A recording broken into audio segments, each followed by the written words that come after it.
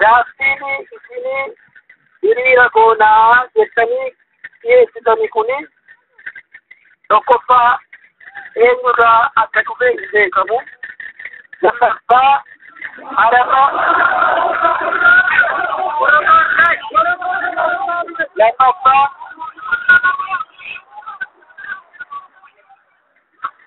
Lammaffaa Haramaa Yuunivarsiitiin hiriira nagaa eeyyamuudhaan seeraadhaan taayitaan kennameefii hin jiru.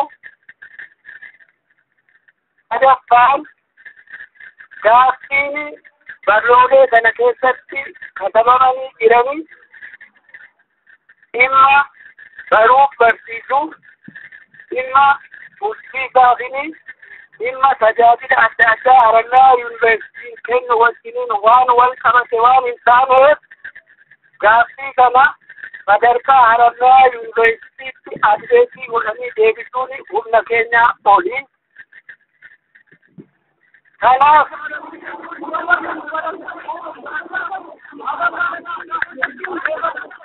Kanaaf walaa dhaggeeffannuun jedhamas kanaafini gaaffiin kuni Harammaa Yuunivarsiitii sadarkaa Harammaa Yuunivarsiitiitti waan deebisamuu hin dandeenye akkuma barroolee kanarratti katabamee jiru isinis garagalcha gootanii dhimmi kun ilaaluu waan gootan isaanis hin beeku. Itti aanee immoo gaaffiin akka kanaa yuunivarsiitii keenya keessatti akka ta'e durataa boordii Harammaa Yuunivarsiitii akkasumas ministeera barnootaatti himneerra. Kana hundumaa ergatiin xallee ilaallee booddee gaaffiin kuni gaaffii dhimma asitti ilaalamuu waan hin dandeenye waan ta'eef hiriira kana eeyyamsiisuu hin dandeenyu. Hiriira kana irratti hin hirmaatina.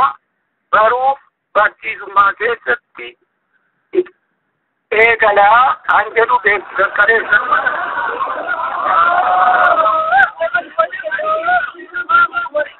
Kana himneerra kanaafini amma yooma erga ganamaatii jalqabamee ooftaanii isin asiyaatanii an dubbattan ageessiftaniittu kanaa booda walatteeffata. Kanaa booda nuyi akka yuunivarsiitiitti kan nuyi isin gaafannu nagaadhaan gara barnoota keessaniitti gara hojii keessaniitti akka deebitan.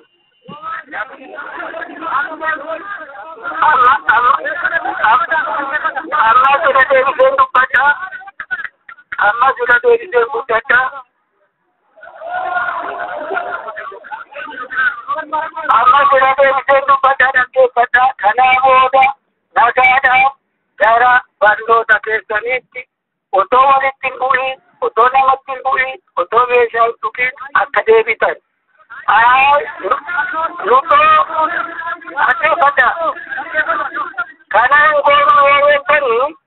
Kana hin goonuu yeessanii garuu barsiisuu yuunivarsiitii nagaadhaan beeksisuu waan nurraa eegamuufi humnoota nagaa tasgabbeessitoota walitti bu'uu waan hin dandeessaniif walitti bu'uun kun immoo dhimma hin taane keessa waan nama galchu nagaadhaan gara barnoota keessanitti akka deebisan isiniin jedha. Nagaan oola.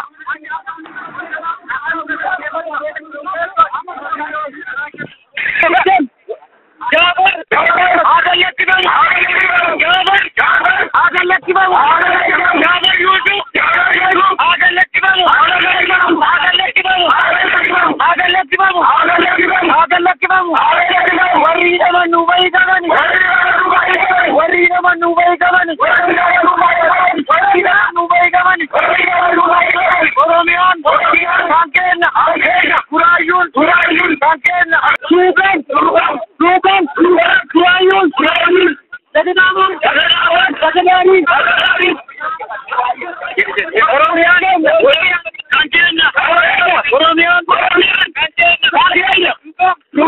Kenya, Nagatabon, Kenya,